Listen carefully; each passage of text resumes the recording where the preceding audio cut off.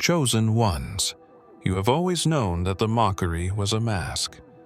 Their laughter was never born from strength. It was a trembling shield for the fear they could not confess. They laughed when you spoke the truth. They laughed when you walked alone. They laughed when you refused to kneel.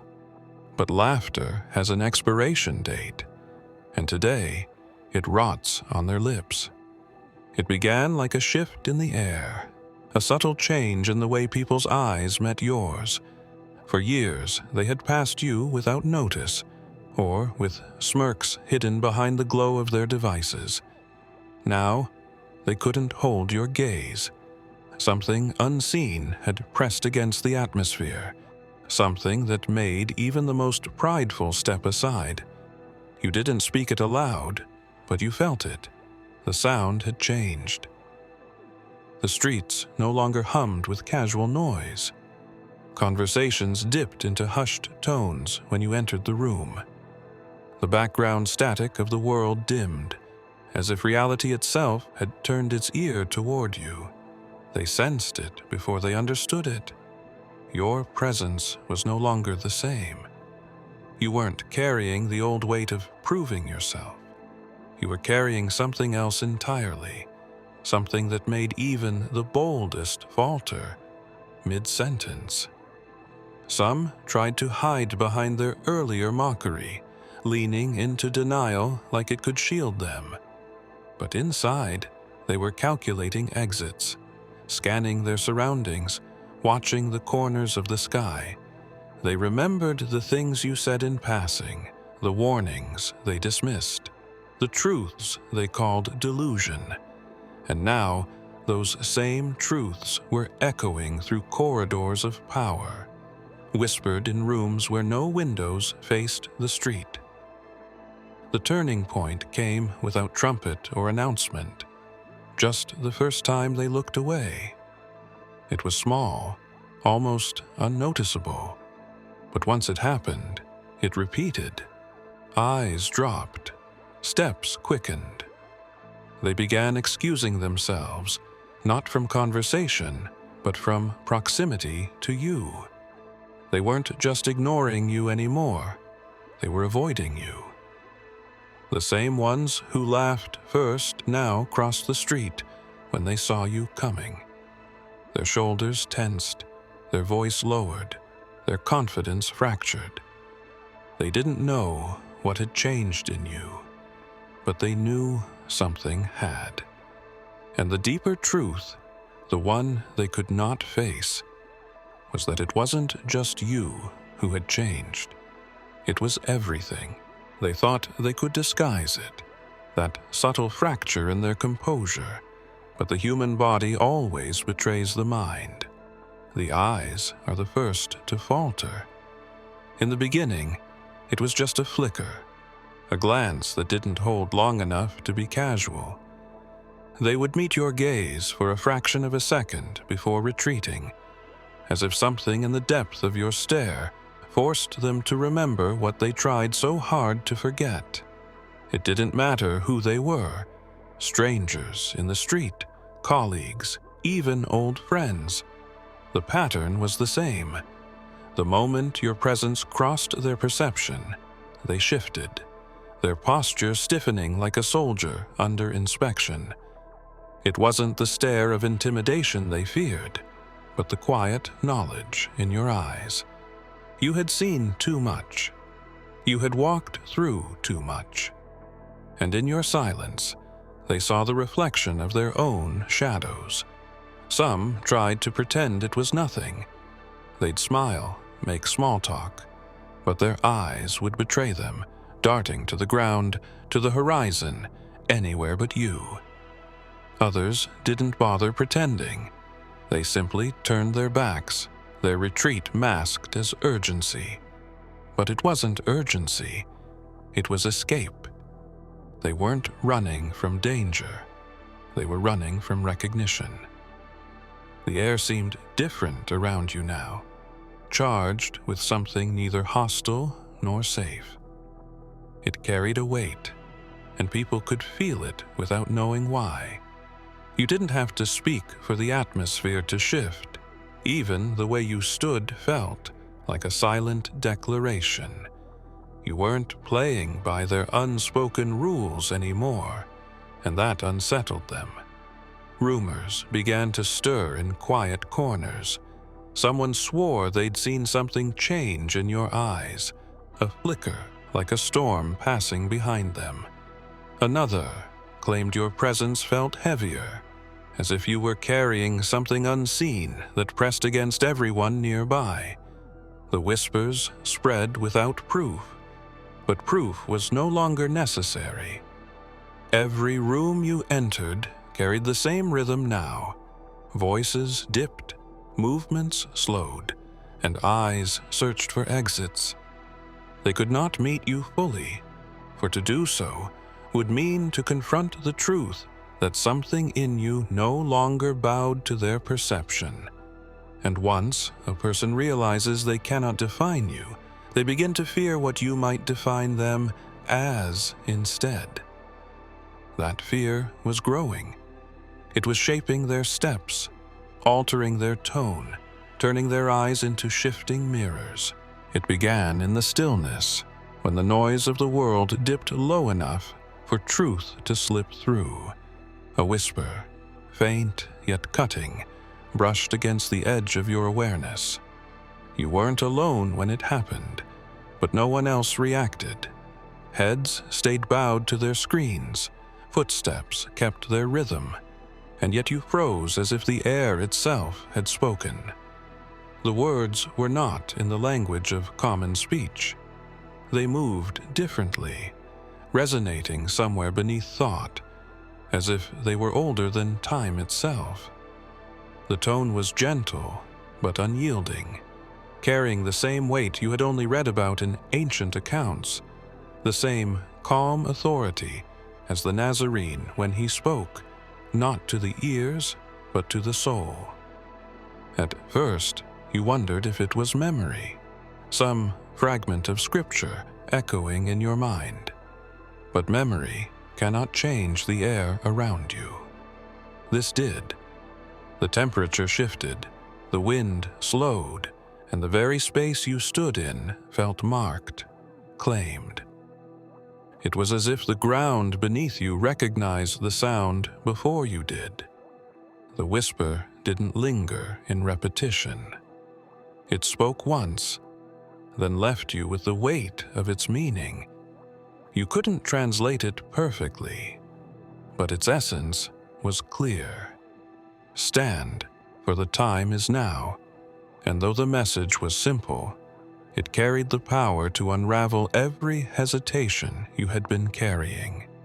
You scanned the crowd, searching for any sign that another had heard it, but their faces told you the truth. They hadn't. This was for you alone.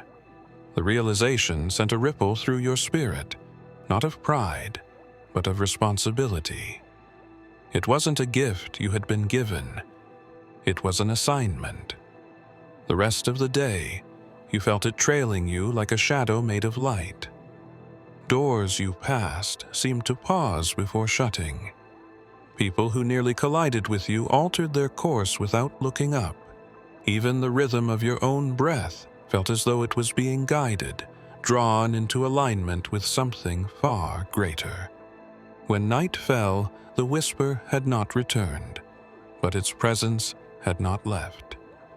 You carried it with you, embedded in your very being, and though the city lights blinked like indifferent stars, you knew the truth. They had always moved in perfect unison, the kind of synchrony that comes from years of silent drills and unspoken orders. You'd seen them before, those who watched without expression, always in pairs or groups, never out of step.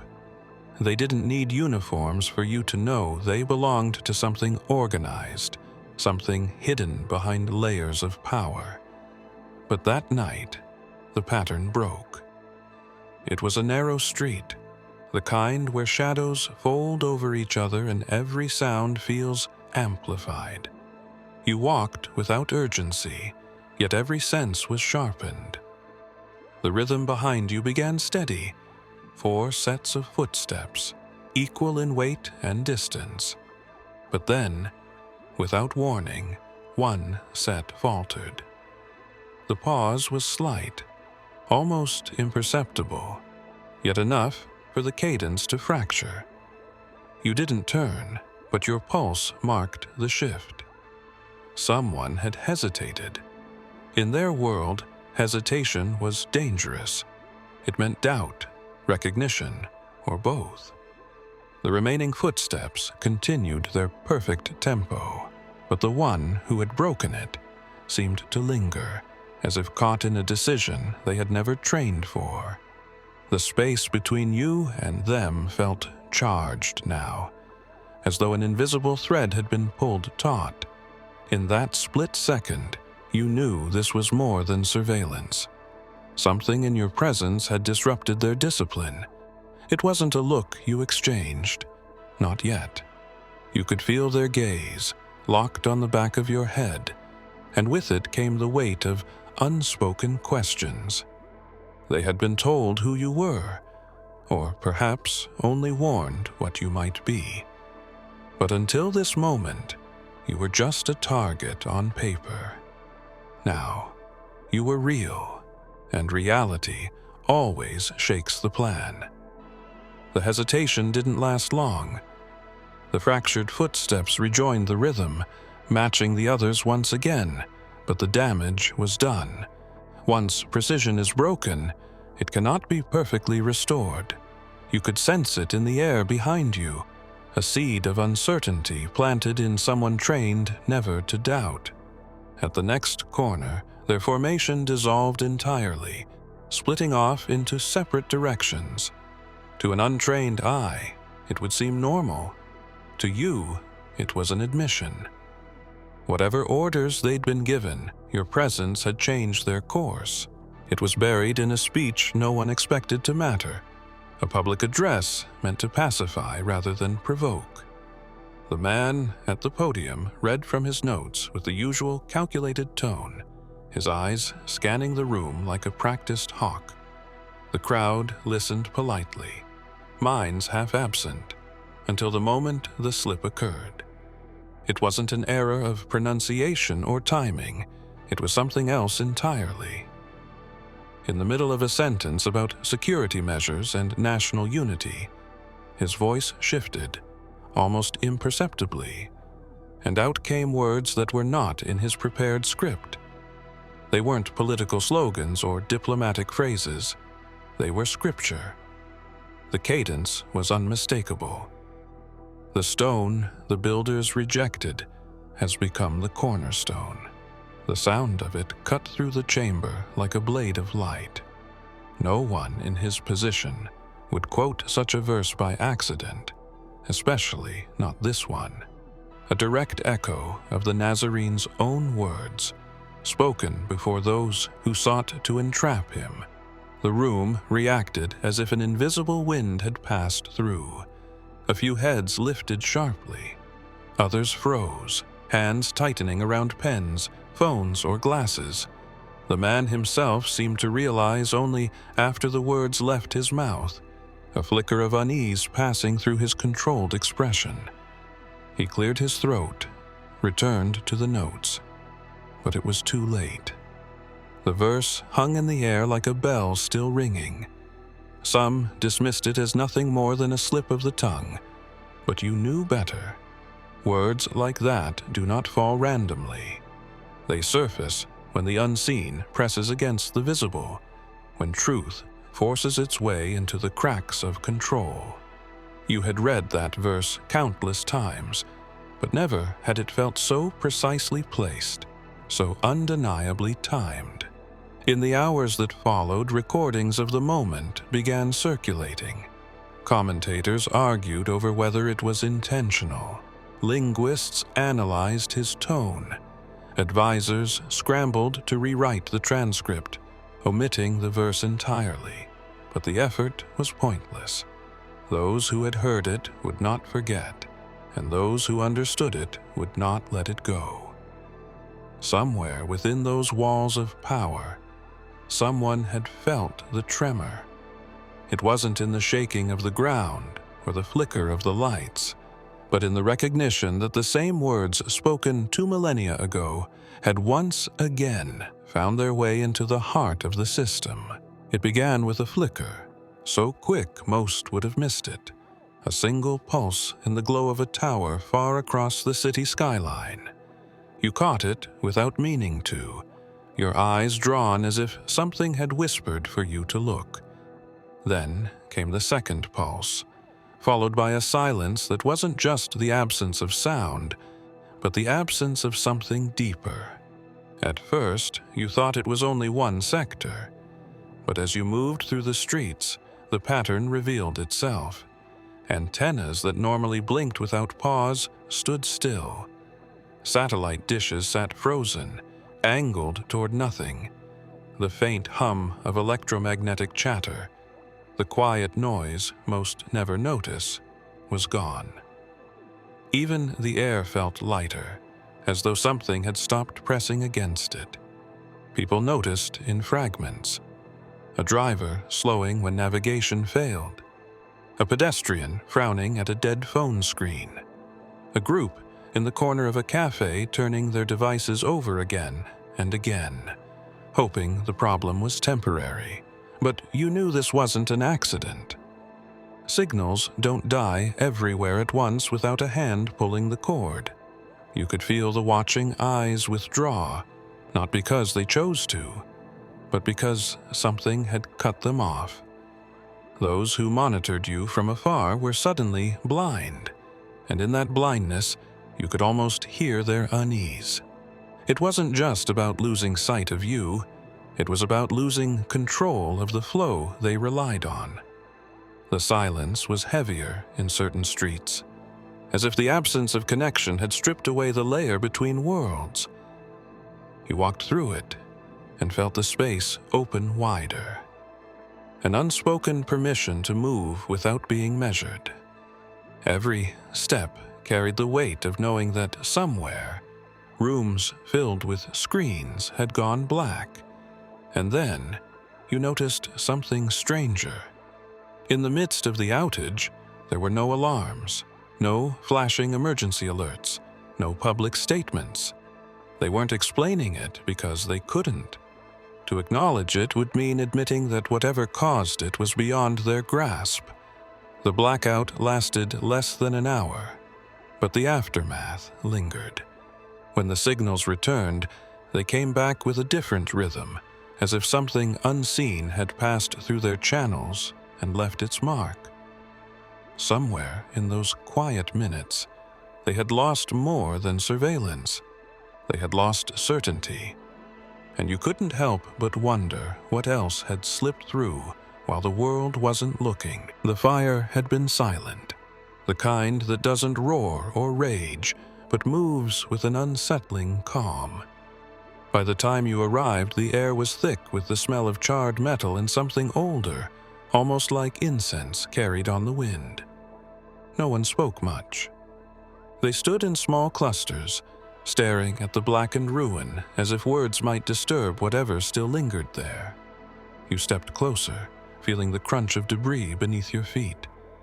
The ground was uneven, littered with fragments that no longer resembled what they once were. Yet in the middle of it all, untouched by the chaos around it, stood the shape. It wasn't crafted by hands, at least not in that moment. It had formed naturally, or unnaturally, from the way the ash had settled, the way beams had fallen, the way light broke through the smoke. A cross. It wasn't small, nor was it overwhelming in size, but it was precise, its lines clear against the ruin. The edges caught the faintest glint of gold from the sunlight, breaking through the haze. People shifted uneasily when they noticed it, as if the sight forced them to confront something they weren't prepared for. You had read of such moments before. Stories of the Nazarene's mark appearing in places no one expected, always after destruction. always in the heart of what was thought to be lost. And now, here it was, not in a book, not in a sermon, but before your own eyes. No one dared to touch it. Even those who mocked the idea of divine signs found themselves keeping their distance. It wasn't superstition that held them back. It was recognition. Something about the way it stood felt intentional, as though the ruin had been shaped to make room for it. The wind shifted, carrying away a veil of smoke, and the cross seemed to sharpen in clarity. You couldn't help but feel that it was more than a symbol. It was a message. Not to them, but to you. You lingered longer than the others, the silence between you and the scene deepening. In that stillness, you understood what the ashes had been trying to say. This was not the end they thought it was. It was the beginning of a reminder. And as you stepped away, you knew the image would follow you, not just in memory, but in purpose. Something had marked this place, and now it had marked you. They arrived after the hour had passed, when the air was already heavy with the weight of what could not be undone. No sirens announced them. No public notice preceded their presence. They simply appeared, moving with the quiet urgency of those who carry knowledge meant for closed rooms. Their clothing was plain, designed to blend, yet their eyes carried the sharpness of people accustomed to delivering words that could shift the course of events. You could tell they had rehearsed what they intended to say, their posture steady, their expressions restrained. But the moment they saw you, something faltered. It wasn't hesitation in the usual sense, it was recognition. The sudden awareness that the message they carried might no longer serve its original purpose. Still, they spoke. Not in the open, but in hushed tones just beyond earshot of the crowd. Their words weren't meant for everyone, only for those deemed necessary to know. You weren't supposed to be one of them, and yet you felt the weight of their arrival pressing toward you. One of them glanced your way more than once, as if debating whether to cross the invisible line between them and you. The other shook their head slightly, an almost imperceptible warning, and so the words meant for you remained locked behind lips that were trained to guard them. But silence can reveal as much as speech. The fragments you caught, the slight shifts in tone, the guarded urgency, told you what they didn't want to say aloud. Whatever message they carried, it was already too late. The thing they feared had already happened. The change they had been sent to prevent was already in motion. When they finally left, they didn't do so in haste. They walked with the same controlled pace they'd arrived with, but the air behind them felt heavier, as though their departure left a void no one could fill. The crowd didn't seem to notice, but you did. You could feel the echo of their presence lingering, a ripple in the unseen. They hadn't come for you, and yet every step they took had revolved around the fact that you were there. It wasn't the delivery of their words that mattered. It was the fact that those words had reached too late. And as the night deepened, you couldn't shake the thought that their delay hadn't been an accident at all. The chamber was silent except for the low hum of lights overhead. It was the kind of room where everything felt deliberate. The polished stone floor, the measured distance between chairs, the absence of windows. At the center stood the podium, and on it, the seal. It was more than a symbol. This seal had weight, history, and authority bound into its design.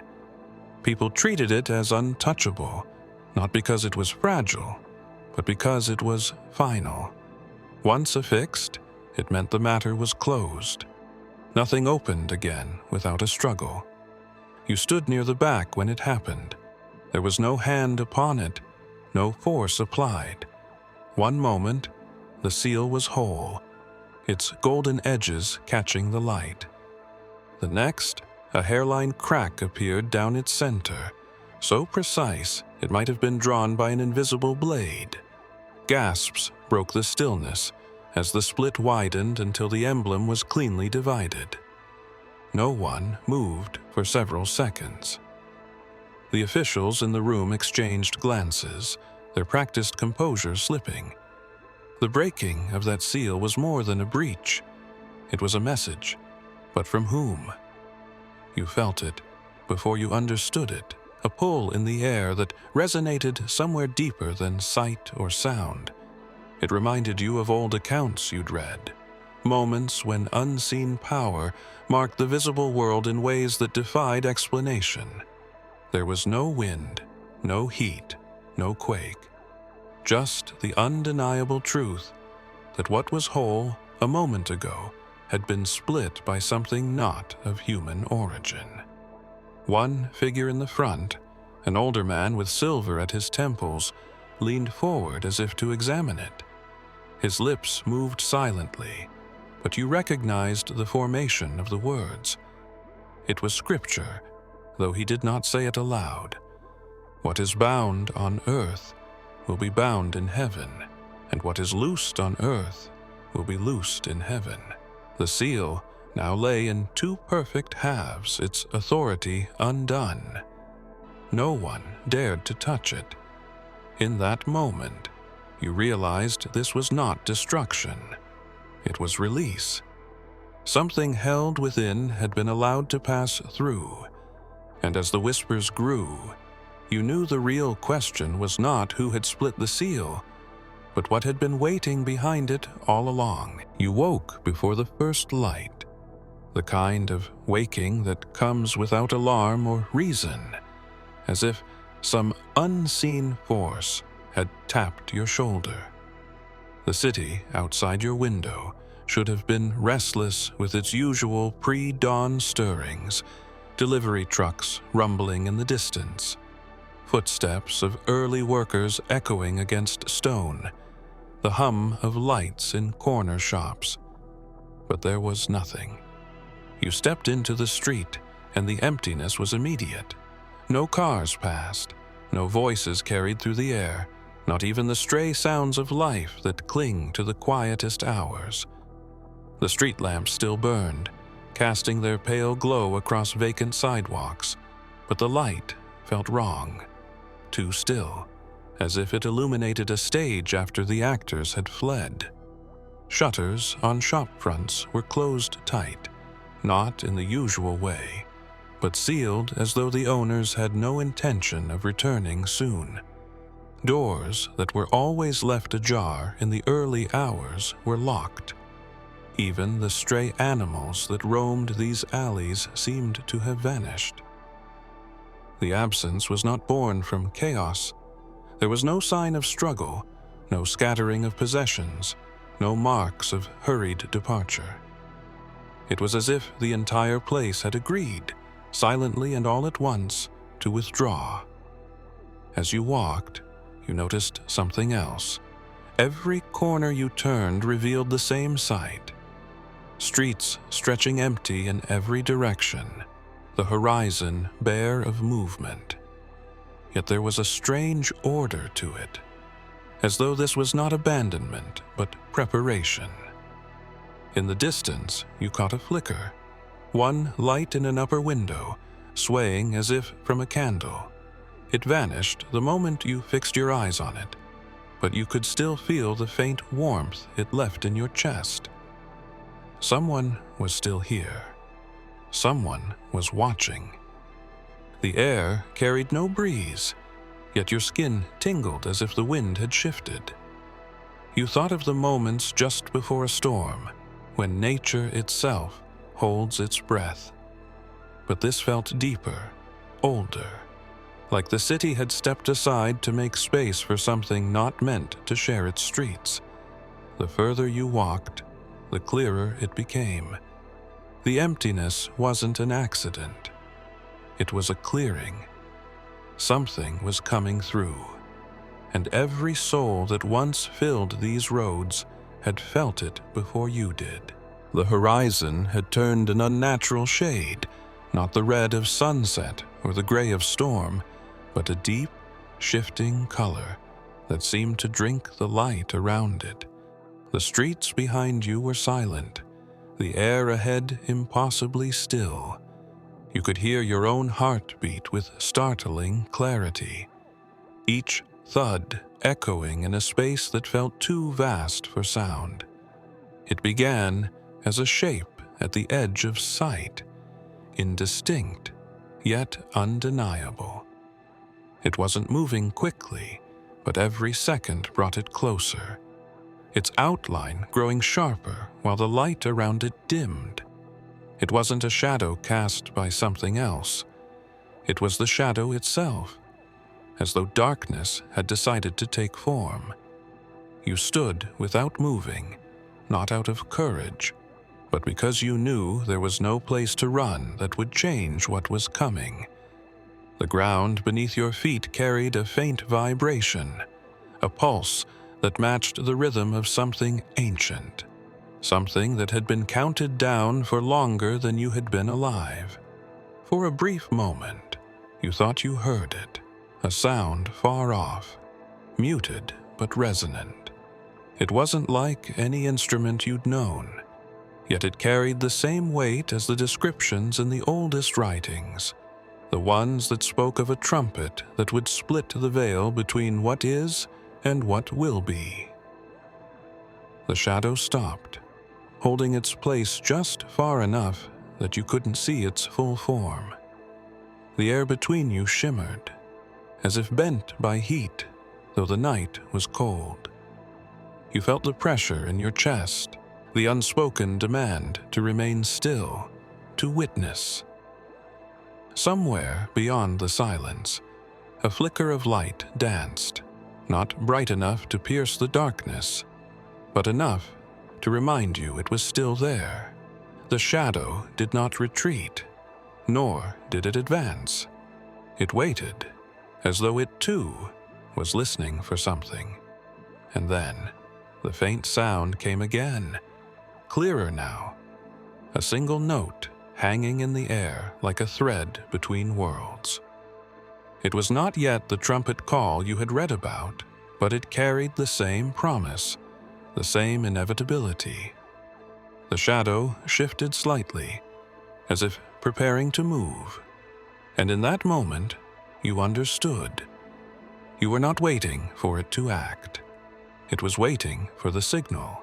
If you have come this far, it is crucial that you watch this next video here. But be warned, it is not for the faint of heart, for only the true chosen ones can handle this video. If you would like to also donate to help keep the channel going, our Buy Me a Coffee link will be in the description.